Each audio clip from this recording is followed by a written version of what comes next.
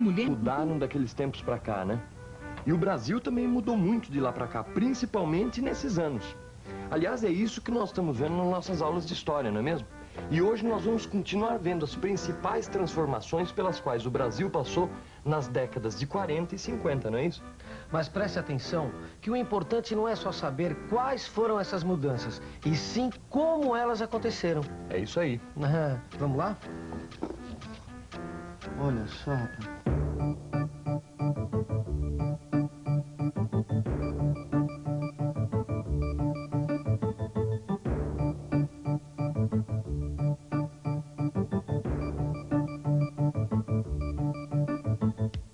Olha só essa multidão. Antes dos anos 50, as cidades não eram assim tão cheias de gente, não. Tá certo que naquele tempo havia menos gente no mundo. Mas mesmo que tivesse mais, as grandes cidades não seriam assim tão abarrotadas de pessoas. O que acontece hoje começou a acontecer naqueles anos 50. A maioria dessas pessoas não nasceu aqui na cidade grande. A maioria delas veio do interior e até mesmo de outros estados. Você já parou para pensar por que, de 1950 para cá, tanta gente veio morar nas grandes capitais brasileiras? Nós estamos aqui no centro de São Paulo para conseguir uma resposta para a seguinte questão. Como será que toda essa gente veio parar aqui na metrópole? Vamos ver? Oi, deixa eu te fazer uma pergunta. Como é que foi que você veio parar em São Paulo? Eu morava no interior. Por que você veio aqui para São Paulo? Eu vim porque a situação lá na Dá é mais difícil de viver. Eu vim atrás de trabalho, né? Porque aqui é o lugar da gente viver aqui. Na Bahia não dá pra viver. Fazer compras. Para ver se melhora de vida. Se o senhor pudesse voltar para a cidade onde o senhor era, o senhor voltaria? Voltaria. Vou para mim voltar, para mim trabalhar lá, eu não vou. Voltaria, eu me sinto perdido nessa cidade. Como você pode ver, esse pessoal não teve muita escolha, não. Eles tiveram que vir para as grandes cidades brasileiras, porque o desenvolvimento do país também veio para as grandes cidades brasileiras. Agora, uma pergunta para você que está aí nos assistindo. Como é que foi que esse desenvolvimento chegou nas grandes cidades brasileiras? Como foi essa história? Você tem até o final do programa para responder essa questão. Ô, Gil. O que é isso, Gil? Isso aqui é a história do Brasil, meu caro. Sabe o que eu descobri aqui nesse livro? Ó? Aqui diz que a principal razão da industrialização do Brasil é a própria agricultura. Ué, mas como assim? Bom, é que o Brasil sempre dependeu da exportação de produtos agrícolas, que por sua vez depende do clima, da política e de outros fatores imprevisíveis. E dependendo só da agricultura, na verdade o Brasil vivia na dependência da indústria estrangeira. Na verdade, a industrialização brasileira foi uma tentativa de independência, tá certo? Muito bom, hein? E te digo mais. Todos os governos de Getúlio Vargas para diante fizeram um esforço de industrialização do país. Eu li isso, quer ver? Cadê? Peraí, está nesse livro... tá aqui, olha aqui. Eu acho que é isso aqui mesmo, viu? Tem até a página marcada. Tá aqui, ó. Foi com a industrialização que a riqueza brasileira passou do campo para a cidade, das fazendas para as áreas urbanas, onde se instalaram as indústrias. Olha só. Aqui diz que a construção da usina siderúrgica de Volta Redonda foi o primeiro grande passo do Brasil na industrialização. Mas o momento mais impressionante da industrialização no Brasil foi a campanha do petróleo. Você já ouviu falar, né, na campanha O Petróleo é Nosso, não viu? Olha, eu li isso. Não precisa procurar, não. Livro... Não precisa procurar. Tá tudo aqui, ó. Olha aqui, ó. De 1947 até 1953, a campanha do petróleo estava pegando fogo no Brasil. De um lado, estavam os que achavam que as empresas particulares, inclusive as estrangeiras, deviam entrar na parada. Do outro, estava o pessoal que achava que o governo brasileiro é quem devia explorar o petróleo sozinho. E foi aí que surgiu a Petrobras com um grande apoio popular naquela época. Mas toda a industrialização brasileira passou pela mesma mão. E qual foi essa mão? A mão do Estado. Pra você ver como as coisas mudaram. Pois é, rapaz. O grande investidor da industrialização brasileira foi o próprio Estado brasileiro. Os governos de Getúlio Vargas e Juscelino Kubitschek investiram muito na infraestrutura industrial, ou seja, em tudo aquilo que facilitasse a instalação e operação das indústrias. Por exemplo, o aço para fabricar máquinas e a eletricidade. O petróleo era a grande fonte energética das indústrias. Por isso, o governo criou a Petrobras em 1953. E ainda fez estradas de rodagem para facilitar o escoamento da produção. E olha que essas estradas são feitas de asfalto, um derivado de petróleo. As principais estatais brasileiras, criadas para promover nossa industrialização nos anos 40 e 50, foram a Companhia Siderúrgica Nacional, criada para fabricar aço, a Companhia Vale do Rio Doce, para extrair minério de ferro, que é a matéria-prima do aço, a Fábrica Nacional de Motores, para fazer veículos automotores, e a Companhia Hidrelétrica de São Francisco, para gerar energia. Essas indústrias de base estimularam e até facilitaram a industrialização brasileira, fornecendo bens e serviços para a indústria, a preços baixos. Finalmente eu entendi. Entendeu o quê, rapaz? De onde veio essa história de que o petróleo é nosso? E de onde é que veio isso? Olha, fui lendo um trecho no discurso do general Horta Barbosa que eu entendi, olha só como era a cabeça desses caras, como é que eles pensavam. Em 1947, ele falou o seguinte: petróleo é energia que tem que ser vendida pelo preço mais barato possível a fim de facilitar a produção de todas as demais riquezas. Petróleo é a base da economia e a defesa militar de um país. O petróleo pertence à nação e a todos os seus filhos. Ouviu só o que o general Horta dizia? Ouvi sim. Mas olha, se você acha que na época todo mundo pensava como o general Horta, você está muito enganado. Porque nesse livro aqui, diz que na mesma época um outro general dizia exatamente o contrário. Olha aqui, ó. General Juarez Távora. Certo, mas quem venceu essa batalha foi o general Horta. Tanto é que em 1954 foi criada a Petrobras. Peraí. Entendeu? Deixa eu ver se eu entendi.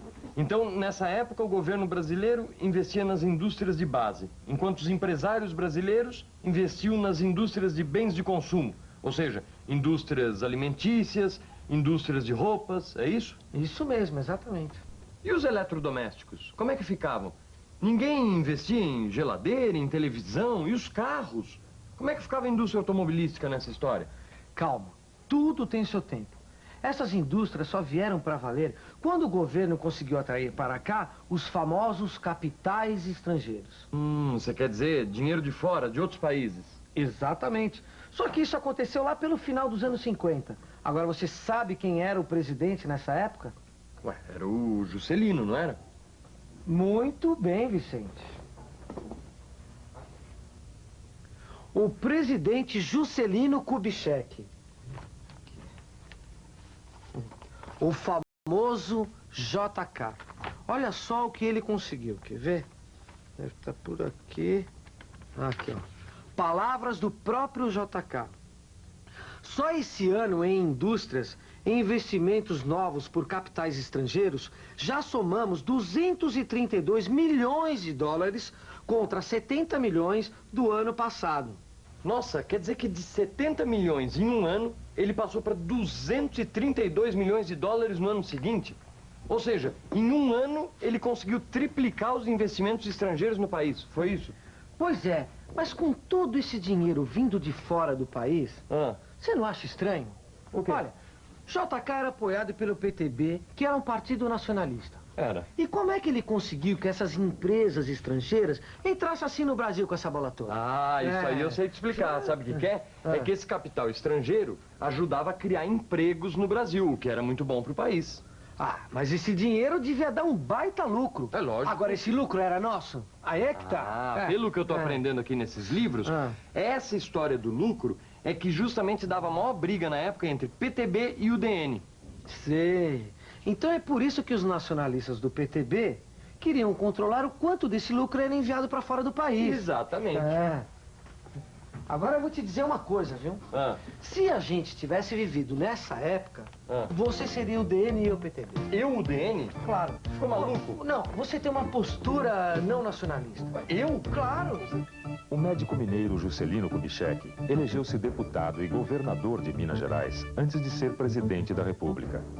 Até 1995, Juscelino foi o único presidente eleito que cumpriu inteiramente seu mandato. Depois que deixou a presidência da República, JK elegeu-se senador pelo estado de Goiás. Com o golpe militar, em 1964, Juscelino foi cassado. Isto é, teve seus direitos políticos suspensos por 10 anos. Em 1976, JK morreu num acidente de automóvel na Via Dutra. Muitas indústrias estrangeiras se instalaram no Brasil nos anos JK. Essas indústrias eram as chamadas multinacionais, ou seja, eram indústrias que tinham fábricas em vários países do mundo. Foram essas indústrias que começaram a produzir aqui no Brasil bens de consumo duráveis. Carros, geladeiras, televisores e muito mais. Elas vieram para ficar. E isso mudou a economia brasileira para sempre. Pois foi nesse momento que o Brasil completou o seu processo de industrialização. No fim dos anos 50, nascia a economia brasileira moderna. Uma economia apoiada na indústria de base do Estado, nas indústrias brasileiras de bens de consumo imediato e nas empresas multinacionais, com sua produção de bens de consumo duráveis. Tá bom, o Brasil completou o seu processo de industrialização. Foi. Né? Mas eu li aqui que essas obras do Juscelino, os investimentos na indústria de automóveis, a construção de Brasília e tudo mais, custou muito caro para o Brasil. O governo começou a emitir moeda, pegar muito dinheiro emprestado no exterior. E todo mundo sabe que essas são as maiores causas da inflação. Quais causas você está falando? O governo emitir moeda, pegar dinheiro emprestado para os gastos públicos. Foi aí que começou a inflação brasileira ou não foi? Ora, Gil. Os pequenos homens veem as pedras no caminho. Os grandes homens, como JK, veem a linha do horizonte. Não é bonito? Sei, mas o Juscelino não viu a linha do horizonte no futuro que ele deixou, não. Foi por causa dessa política desenvolvimentista dele que as capitais estão desse tamanho. Porque foi nessa época que os nordestinos começaram a migrar para o centro-sul à procura de emprego e muitas vezes encontrando o quê? Miséria. Sim. E nós temos como herança dessa época o quê? Inflação e dívida externa, meu amigo. Peraí. Você está se esquecendo que ele também deixou como herança a criação de muitos empregos. Por exemplo, a região do ABC aqui em São Paulo só prosperou graças ao impulso que ele deu à indústria automobilística. Tá bom, mas e a dívida externa? Deixou ou não deixou uma baita dívida externa para o país? Olha, Gil, essa história da nossa dívida externa é uma longa história e não é nessa aula de hoje que nós vamos resolver, tá certo? Bom, nisso eu concordo com você. O quê? Você concordou comigo, Gil? Não, eu não concordo com você. Você é que concorda comigo. Sério? Você acabou de falar que concordou com o que eu falei. Tá bem? E atenção, se liga aí que é hora da revisão. Na aula de hoje, a gente viu como o Brasil mudou nos anos 40 e 50. Foi nessa época que o país completou o seu processo de industrialização. Primeiro, o Estado se tornou o grande investidor na criação das indústrias de base, como a Petrobras, por exemplo. Alguns anos mais tarde, a política de desenvolvimento do governo Juscelino Kubitschek atraiu para o Brasil as empresas multinacionais. Foi assim que, no final dos anos 50, formou-se a base da economia brasileira moderna. O começo dos novos tempos era também o início de novos problemas para o Brasil. As cidades cresceram de maneira rápida e desordenada. E a inflação seguiu pelo mesmo caminho. Bom, agora que a nossa teleaula acabou, que tal você começar seus estudos abrindo seu livro de história para aprender um pouco mais sobre os anos JK e a industrialização no Brasil? Até a próxima.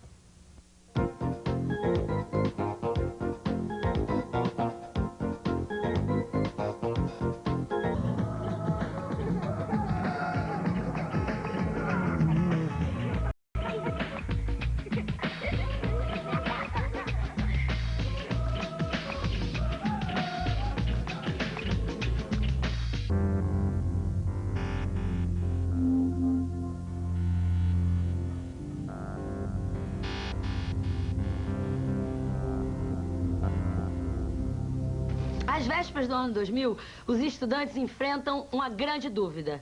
O que eu vou ser quando crescer? Isso quando você vai escolher uma profissão que nem foi inventada. O que você acha que pode ser quando crescer? queria ser psiconauta. Uma psicóloga especializada em identificar os loucos por computador que precisam de internação. Eu vou ser arquiteto virtual e tocar a obra via satélite. Eu só queria inventar uma coisa mais moderna para poder substituir o motor do dentista. Sabe que eu descobri numa escola que participando das atividades a gente tem muito mais chance de descobrir o que a gente quer ser na vida. E a escola tem um papel importantíssimo em despertar os nossos talentos. Eu sempre era apaixonada por fazer isso, teatro e dança. Aí acabei encontrando aqui. A Marli, diretora da escola Gonçalves Dias, sabe bem disso. Por isso, ela batalhou muito para montar o núcleo de artes aqui da escola. Marli, o que é o núcleo de artes? É como uma célula dentro da escola, agora uma célula que tem autonomia, porém ela recebe todo um apoio da direção da escola no sentido de incentivar e de organizar. Olha as folhas, vamos lá subir. Aqui funcionam oficinas de dança, artes plásticas, artes cênicas e de música, que também são abertas à comunidade. É uma ideia tão genial que as oficinas já estão ficando pequenas para tanta gente que quer participar. É um projeto que eu acho super interessante, a partir do momento que a gente toca a sensibilidade artística das crianças que estão por aqui querendo se entender nesse mundo. Né? Primeiro nós fizemos o movimento do corpo, aqueles movimento da cabeça, depois da fala, aí depois nós relaxamos, sentimos o nosso sangue correr em nossas aveias, o nosso coração bater, a nossa respiração. Nós fizemos tipo um passo, depois nós fizemos uma fila e começamos a fazer estrela. O que eu gosto mais é das atividades, de fazer tipo uma peça. O que eu mais gosto do teatro é isso.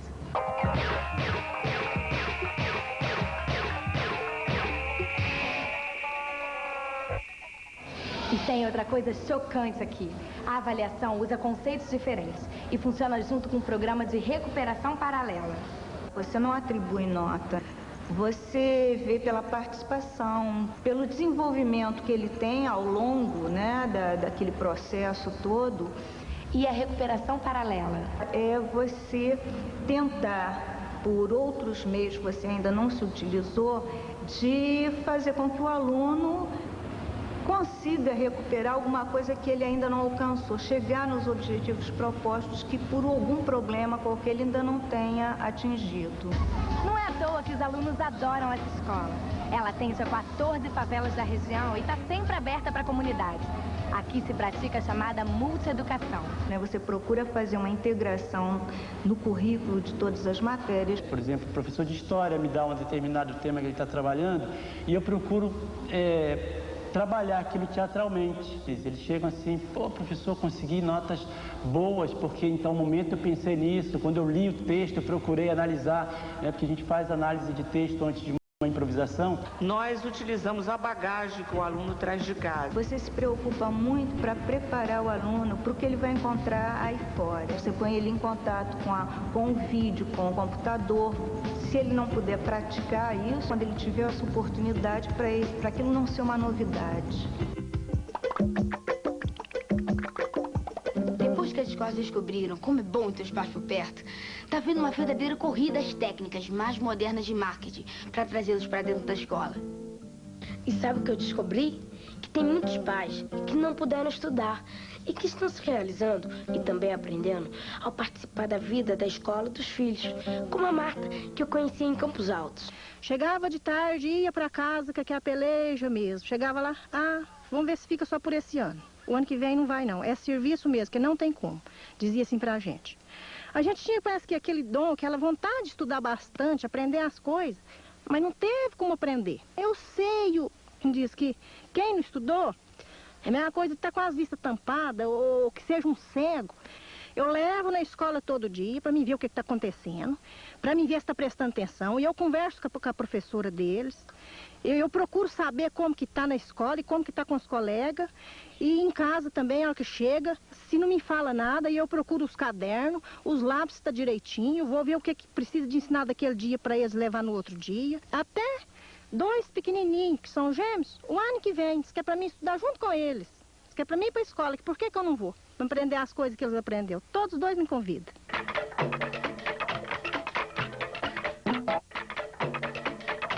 Prestem bem atenção, a gente sabe exatamente quando está entrando na escola legal. Aqui, a arte é muito mais do que ser pintor.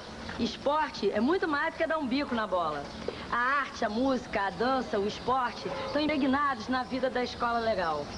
Porque assim como o ser humano não existe em partes, na escola boa, a atividade física não está separada da atividade intelectual. Quem pensa que esporte é coisa só de atleta está muito enganado.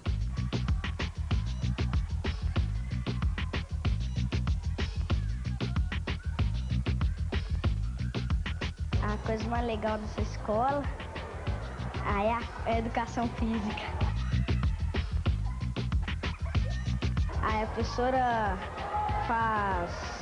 deixa a gente jogar a bola, faz recordação motora.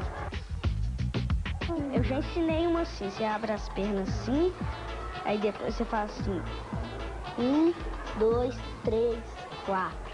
1, 2, 3, 4.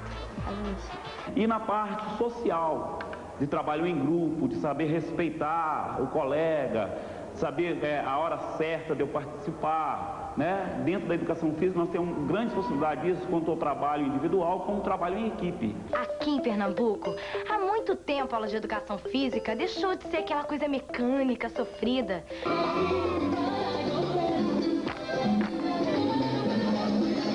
Elas participam desde a coreografia, que vem passos, que são elas que criam. Elas escolhem, dentre aquilo que aconteceu nas aulas, que elas inseriram, e mais um acréscimo da minha parte como professora, a partir daí a gente constrói. Então a aula é toda um processo de construção, dentro dos próprios limites de cada uma, sem levar muito em consideração a questão técnica. É mais uma questão de conhecimento próprio, para que elas se sintam com vontade de participar, de fazer esse trabalho coletivo, que é o que existe aqui. Todo mundo acha ótimo, todo ano pessoas têm vontade de entrar, cada vez mais entram mais pessoas, cada dia mais vai aumentando. E o mais importante, fazem tudo isso em harmonia com os demais conteúdos do currículo. A gente tenta fazer uma questão da interdisciplinaridade, trazendo não só o conteúdo da educação física, mas de outras disciplinas, que possam vir a ampliar todo esse conteúdo estudado por nós, onde a gente oportuniza o aluno a reconhecer a sua maneira de agir. Ele tem um jeito único de arremessar uma bola, ele tem um jeito único de fazer um movimento de ginástica, um movimento de dança, e a partir daí a gente dá a oportunidade dele melhorar aquele conhecimento que ele já tem dentro de si. Eu sempre achei que essas atividades eram para quem já tinha vocação. Eu, por exemplo, tenho a maior dificuldade na aula de dança. E eu só me dou bem em futebol. Ih, ainda tá nessa de vocação ainda. Garoto, todo mundo nasce com vocação para aprender de tudo. É só ir experimentando, conhecendo cada uma dessas coisas, a gente vai desenvolver essa ou aquela habilidade. E a escola deve oferecer isso para todo mundo.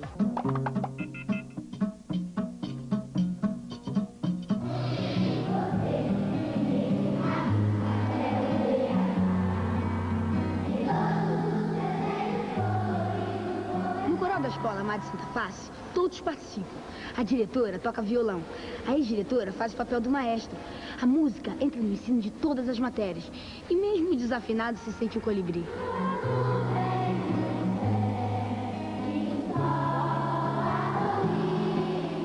Eu gosto muito de cantar, resolvi ensaiar uma música com as crianças. Da minha turma, era uma turma de 3ª série. E o sucesso foi tão grande que a própria diretora ficou entusiasmada e resolveu criar, né, acrescentar ao currículo da escola o coral infantil. As crianças que começam lá, né, começavam desde o prezinho, que estão na 1ª série, o sonho delas é chegar à 3ª série e participar do coral. Então, por isso, a criançada toda quer mais estudar, ninguém quer repetir o ano, sabe? Ninguém quer perder semestre, perder ano de jeito nenhum. Todo mundo quer aprender mesmo rapidinho e chegar na 3ª série e ser incluído no coral. Porque no coral ele não é excluído. E a vida já seleciona tanto, neste coral não há seleção de crianças, não há seleção de vozes. Cantam todas as crianças que gostam de cantar e querem cantar.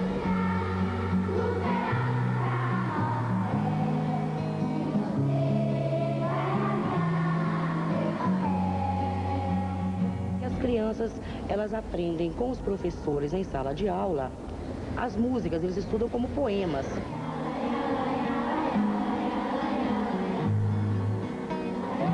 O coral é fundamental na vida da escola hoje. Ele traz um prazer, torna uma escola mais prazerosa. A gente fala, a nossa escola é uma escola que canta.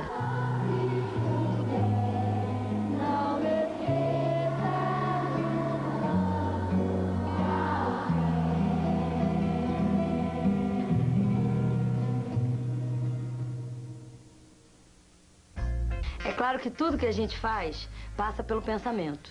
A gente raciocina, cria, se movimenta.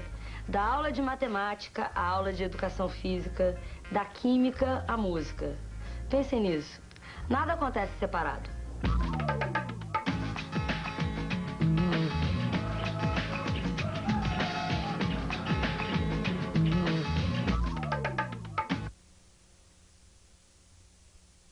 Cristais líquidos.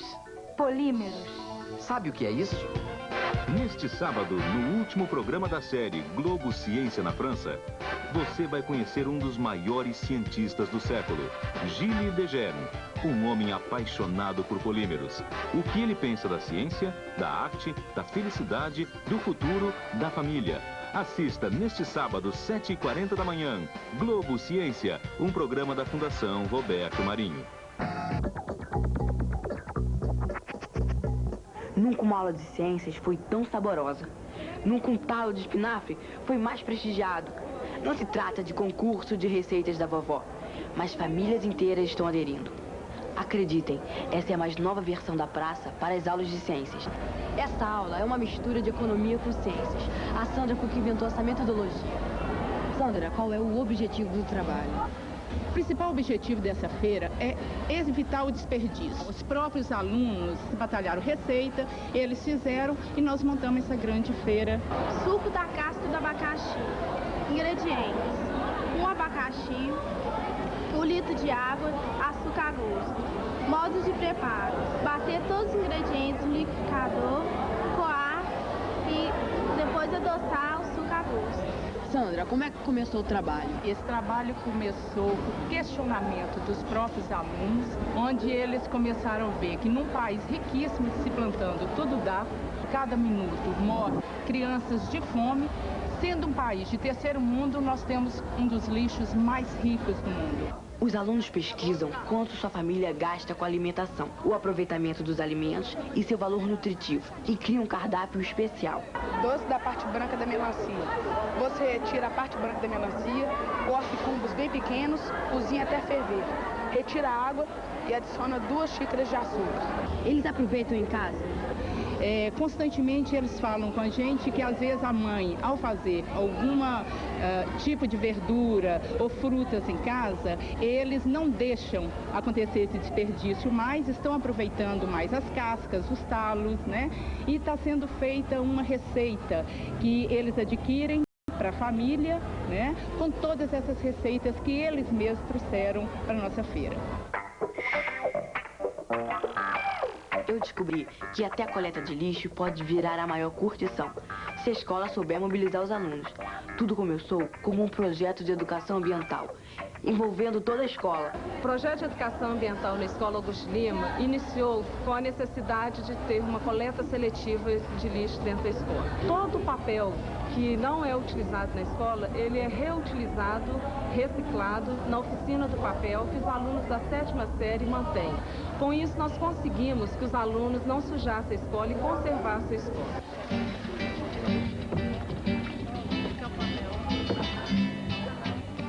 Com a oficina do papel que a gente monta aos sábados na escola e mantém, os alunos vêm para a escola normalmente fora do horário e ficam fazendo papel eles sozinhos. Tem alunos que já fazem o papel e vendem o papel para fora.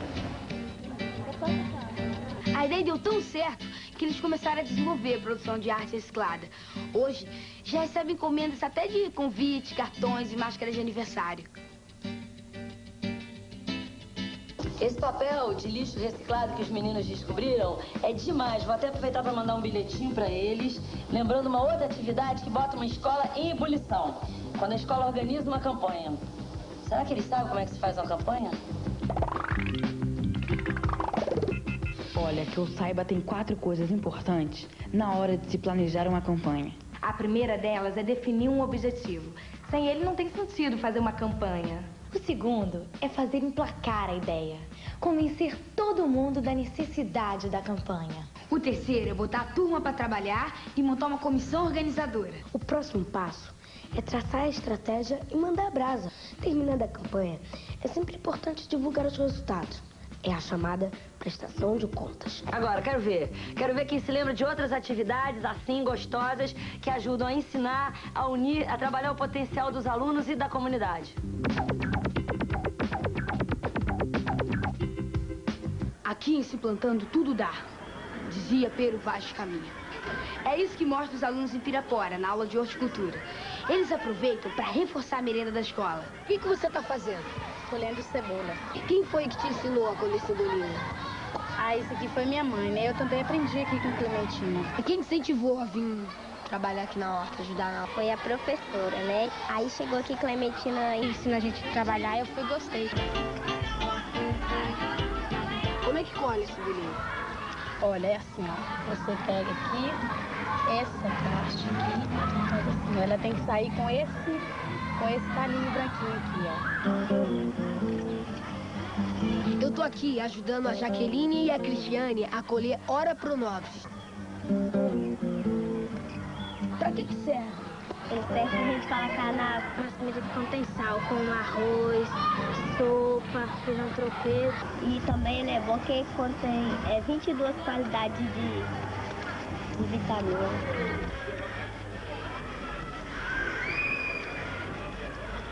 O que você mais gosta de fazer aqui na horta? Eu gosto de molhar. Eu gosto de colher cenoura. Colher cenouras.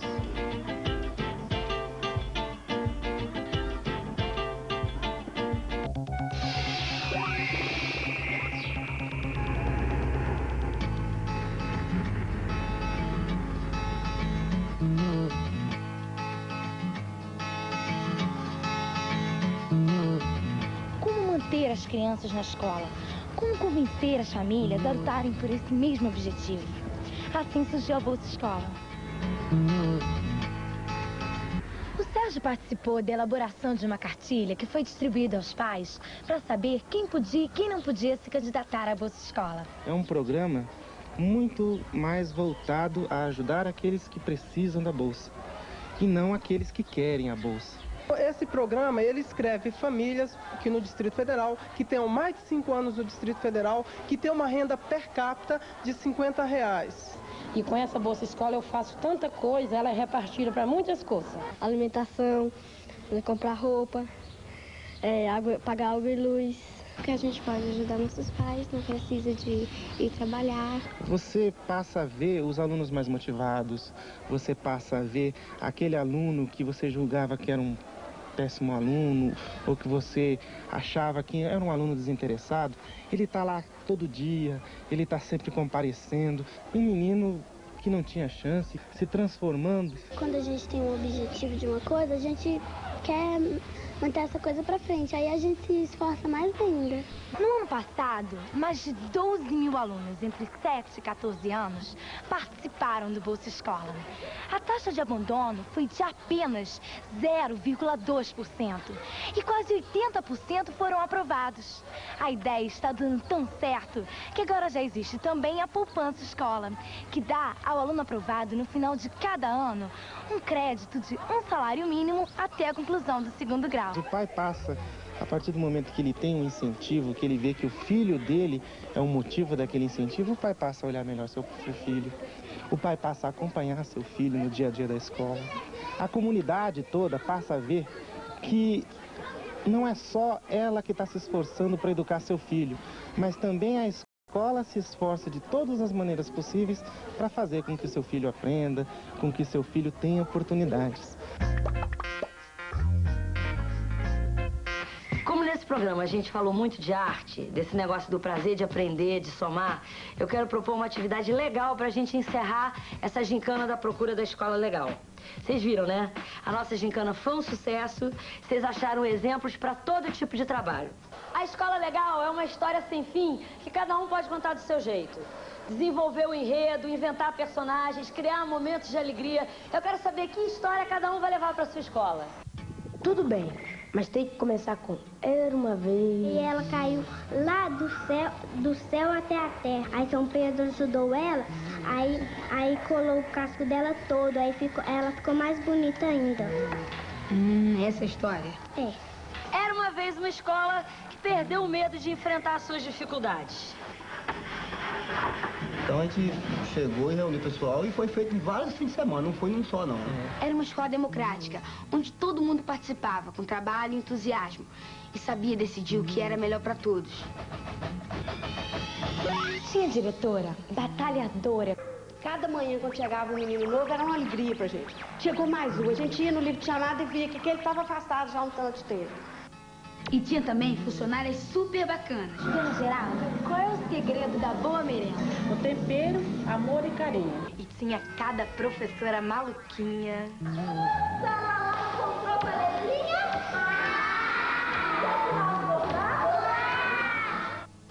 Tinha aulas de arrasar quarteirão. Nessa escola, todo mundo estava sempre aprendendo. Achou? Mostra pros seus coleguinhas assim e fale justamente. Muito bem. Essa escola também sabia valorizar o desenvolvimento físico e criativo dos seus alunos. Cuidado, não pode cair lá embaixo, hein? Vem um por um. Vem, eu ajudo. Vem de novo. E agora, o final feliz.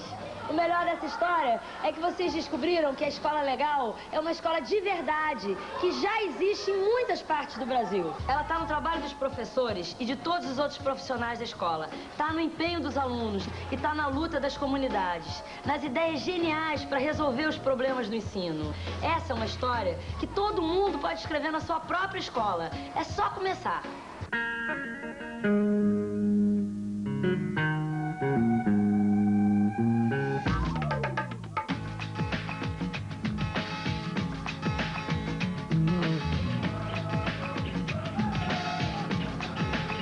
Rede Globo, São Paulo. Assista agora. Globo Ciência. Classificação Litre.